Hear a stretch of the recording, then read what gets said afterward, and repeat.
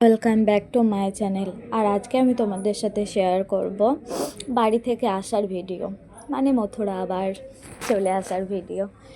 জানি না কিভাবে কেটে গেল একটা মাস, মানে একটা মাস যে কীভাবে কেটে গেলো আমি তো কিছু বুঝতেই পারলাম না। যে জানি না কিভাবে একটা মাস কেটে গেল, মানে 30টা দিন যে কিভাবে কেটে গেল, যেটা একদমই বুঝতে পারলাম না। হয়তো বা এখানে থাকলে সেই জিনিসটা খুব সহজে বুঝতে পারি, আজ স্কুল, আজ টিউশন, আজকে ছুটি, এরকমটা। আর এইভাবে গিয়ে কিছুতে বুঝতেই পারছিলাম না যে দেখতে দেখতে একটা মাস কেটে গেল।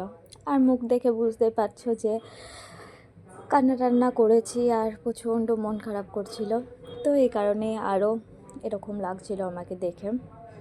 আর তারপরে তো এখানে ওখানে ঘুরে এতটাই মন খারাপ করছিল যে বাড়িতে থাকলে হয়তো আরও কিছু জায়গা যাবো, এরকমটা ভাবছিলাম। আর আমার আমি জানি না যে কিছু কিছু টাইমে এরকম হয় যে বাড়ি থেকে যখন আসি না তখন মনে হয় আরও কিছুদিন থাকে, আবার কোনো কোনো টাইমে মনে হয় যে না, যেখানে থাকতে হয় সেখানে চলে যাওয়াটাই ভালো।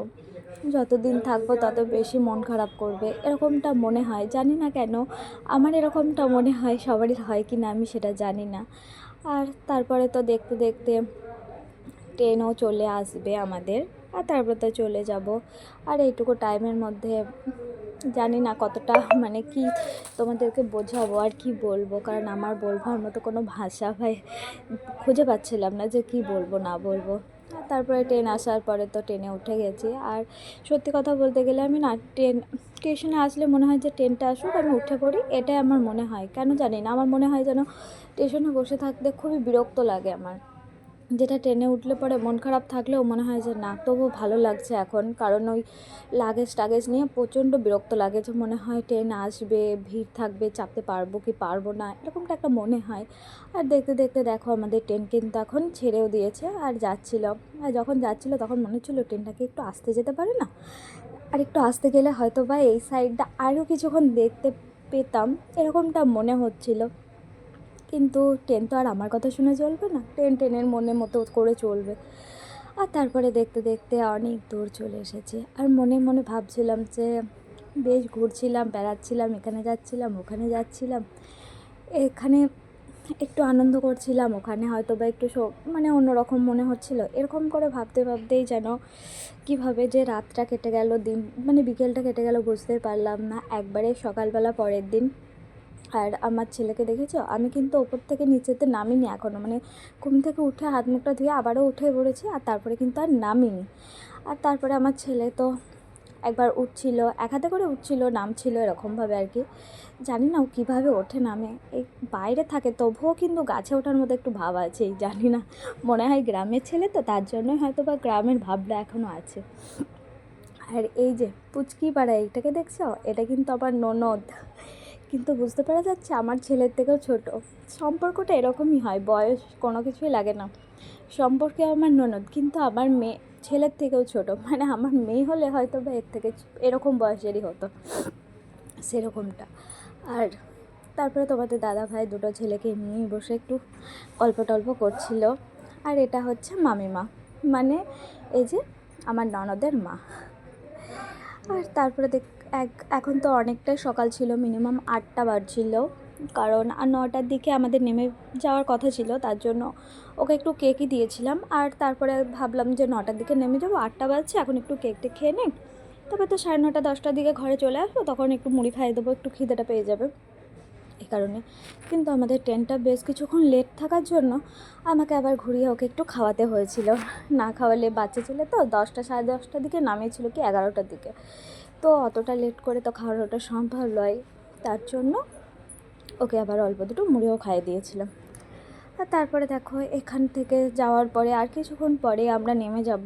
আর বাইরে স্টেশনের দিকটা দেখছিলাম, আর মনে হচ্ছিল যে কালকে তো দুর্গাপুরে বসেছিলাম, আর আজকে দেখো মথুরার কাছাকাছি চলে এসেছে, আর কিছুক্ষণ পরে নামবো। তবুও দুর্গাপুরে থাকলে মনে হয় যে না, তবু ছুটে একবার বাড়ি চলে যেতে পারবো কোনো অসুবিধা হলে। আর যখনই এখানে চলে আসি তখন মনে হয় যে না, আর কোনো প্রবলেম হলেও আমি যেতে পারবো না, কারণ বাড়িতে সবাইকে রেখে আসি আর সবাই আমাকে থুয়ে এখানে চলে আসি। জানি না কীরকম একটা লাগে, মনে হয় যেন আজকে আমি যাদেরকে থুয়ে যাচ্ছি কালকে এসে আবার তাদেরকে দেখতে পাবো। তো অনেক সময় এমনও হয় যে আমি অনেক কাছের মানুষকে এখানে থাকার জন্য হারিয়ে ফেলেছে, কিন্তু আমি তাদেরকে না যাওয়ার পরে আর দেখতে পাইনি। কারণ আমার ঠাম্মা, তারপরে আমার বড় জেমা অনেকজনই মারা গেছে, যেটা আমি এখানে থেকেও আমার পক্ষে যাওয়াটা সম্ভব হয়নি। আর তাদেরকে খুবই মিসও করি। কারণ দেখো, হয়তো বা তাদের আমরা থাকলে হয়তো আমি কিছু করতে পারতাম না, কিন্তু শেষ দেখাটা তো দেখতে পারতাম, তাই না? সবসময় তো কি আর ফোনেই দেখলে পরে সব কিছু হয়? হয় না। কিন্তু তবুও কী বলবো বলো, জীবনটা তো এরকমই, বাইরে থেকেই আমাদেরকে কাটাতে হবে। তাই দেখতে দেখতে দেখো আমাদের কিন্তু এখন নেমে পড়ার সময়ও হয়ে গেছে। তাই আমার ছেলে কিন্তু জেদ করছিল, যে বলছিল যে পাপা আমাকে দাও, আমি ব্যাগটা গুছিয়ে নিই, এরকমটা ব্যাগগুলো আমি নামাই, এরকমটা বলছিল। আর দেখতে দেখতে আমাদের নামবার সময় কিন্তু একদম চলে এসেছে। আর এই টাইমে ট্রেনটা এতটা পরিমাণে স্পিডে যাচ্ছিল, মনে হচ্ছিল যেন ট্রেনে দাঁড়িয়ে থাকতেও প্রবলেম হচ্ছিল। এরকমটা হয়তো বা ফোনে অতটা বোঝানো যাচ্ছিল না, কিন্তু বেশ ভালোই স্পিডে চলছিল। আর তারপরে তো দেখতে দেখতে আমরা নেমেও পড়বো। আর আমার ছেলের যে কি বদমাশি করছে সেটা দেখলে বুঝতে পারবে। মানে ও ভাবছিল যে না, আমি নিজেই নামবো, আর নিজে এখনই নেমে পড়বো, আর জিনিসগুলোকে নিজে নিয়ে নামতে পারবো। ও এটা বোঝে না যে ওকে আমাকে কোলে করে নিয়ে নামাতে হবে। কিন্তু ও হাতে একটা ব্যাগ নিয়েছে, ওর বুনো, মানে বুনুই বলছিল, যেহেতু পিসুমণি হচ্ছে, কিন্তু ও পিসুমণি না, বুনু বলছিল। বুনুরই কিছু একটা ভরা ছিল ওর মধ্যে, জামা কাপড় হোক বা কোনো কিছু একটা ভরা ছিল, তো ওটাই নিয়ে ও ব্যাগটা নিয়ে যাচ্ছিলো আর কি। আর আজকের ভিডিওটা এই পর্যন্ত। সবাই ভালো থেকো, সুস্থ থেকো।